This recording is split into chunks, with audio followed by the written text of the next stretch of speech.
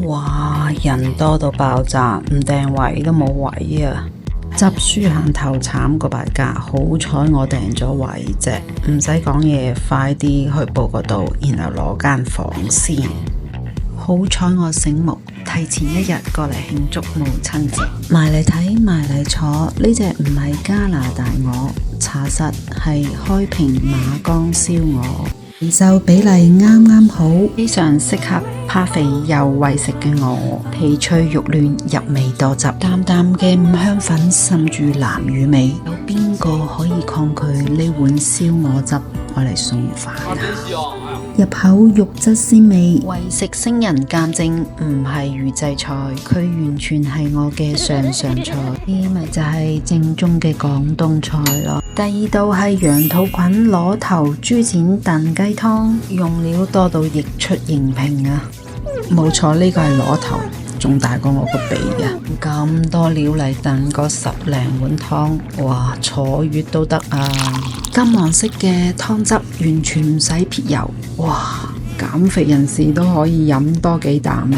花香得龍躉魚腩，哇！用花雕酒將薑葱嘅香味焗到入骨，自質酒香完全逼入咗魚肉，啲咁多嘅辣椒粒點綴一下，簡直暴擊靈魂啊！外脆肉嫩，簡直好食到冇朋友啊！今日嘅重點嚟啦，新派潮式蠔餅，老闆娘啱啱喺順德引進翻嚟噶，呢啲咪就叫做與時並進咯。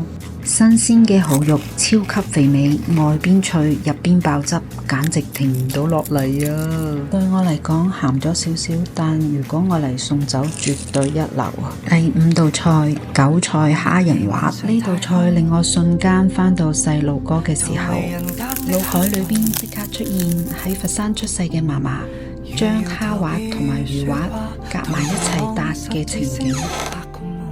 冇錯，呢個就係嫲嫲做嘅味道。第6道味菜三絲煎米，煎麵你就食過啦，煎米粉你食過未啊？你睇下我為食嘅樣，你就知道一定要試下啦。軟糯嘅米粉吸滿咗醬汁，煎脆嘅部分卜卜脆，一啖落去有軟有脆有鮮味，細路都中意。壓軸甜品係新派嘅楊枝甘露。當呢個甜品捧上嚟嘅時候，所有人都驚呆啦！哇，睇到都想食啊！一啖入口簡直迷失自我，眾望所歸，好食到外嫁女都要返歸啊！正式宣告卡卡甜品天花板。感謝收看，我是 Kelly 卡爾家裏的美食博主，點個讚飛啦啦！